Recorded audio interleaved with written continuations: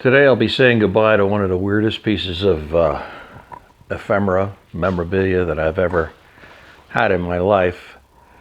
It's a pretty bizarre situation here.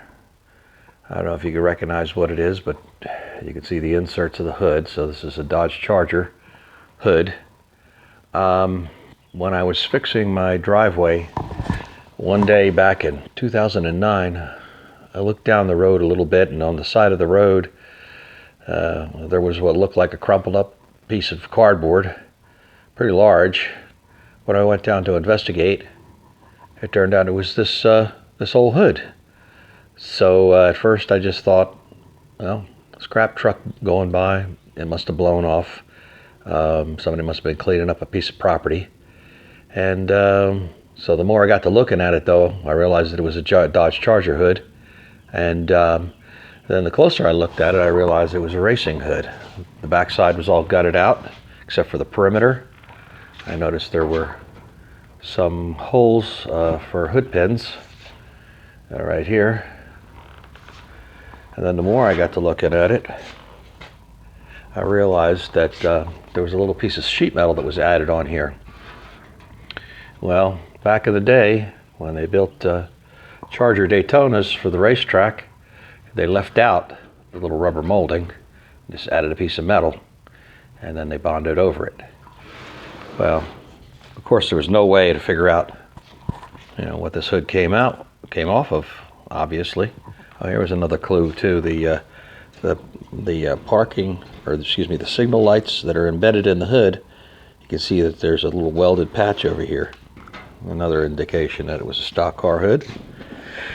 I was thinking, well, maybe it's just something local, but obviously a Dodge Daytona will be the idea. Maybe it was a 70 Charger. Then I got to looking, and there's remnants of Bondo and paint right here.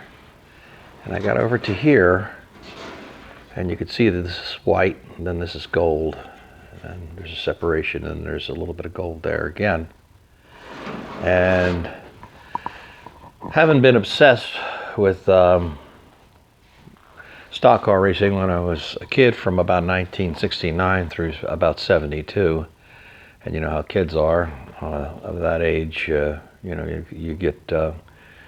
find out every little piece of information you can, and then lock it away in your memory.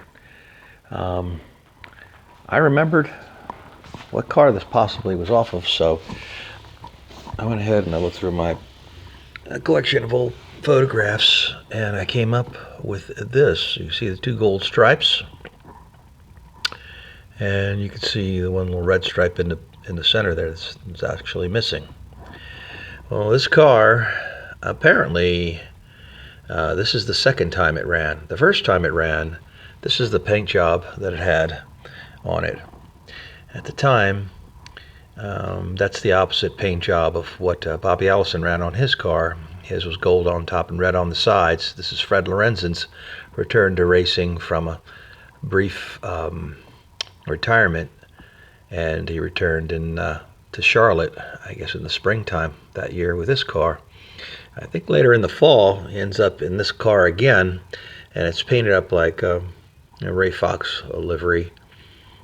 And so I went ahead and I just chipped off a piece of Bondo, and I sanded it off diagonally, and you could see like the tree rings of the paint. Sure enough, there's red and gold paint underneath the layer of white here. So I determined that that's what it was. And so really weird. I mean, what are the odds that this hood would land on my lawn on its way to the scrapyard probably back in 2009, and I know exactly what it is, where it came from. Well, the internet being what it is, there's lots of groups about these cars now, and on one of the groups I came across a fellow by the name of Bill Rossi, and he happens to be the son of the man who built this car. The famous Mario Rossi, who built Bobby Allison's cars and later went on to work for Dyguard in the early days. He disappeared and no one knows what happened to him. I think it was a plane flight or something along that line. But at any rate, the thing about me mentioning that is that Bill's on his way here today to collect this hood and take it home. So this piece of sheet metal has spent about 52 years floating around until today, when hopefully Bill's going to stop by later on this afternoon and take it home. So it's finally going home. The other odd thing about this is that I now live in North Carolina, but I spent the first 40 years of my life in New Jersey, where I was born, in Trenton, New Jersey, which was the home of the speedway that I first saw stock car racing at. Incidentally, Mario Rossi, the builder of this car, is also from Trenton, New Jersey. While his son only has early memories of the racetrack, they moved to Florida. It's kind of a weird coincidence that we're both from the same town, and then this thing here comes around, and I end up making contact with him, and casually get in touch with him, and now he's on his way today, hopefully, sometime this afternoon, and I'll be saying goodbye to this little weird glitch in the matrix, I like to call it.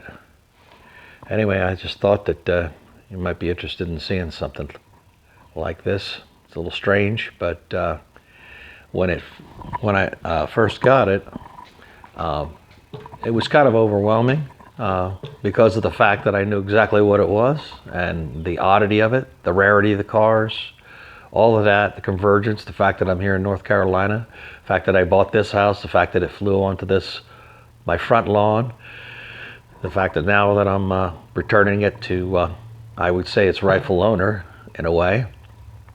Just a lot of odd coincidences that all lined up to present this piece to me.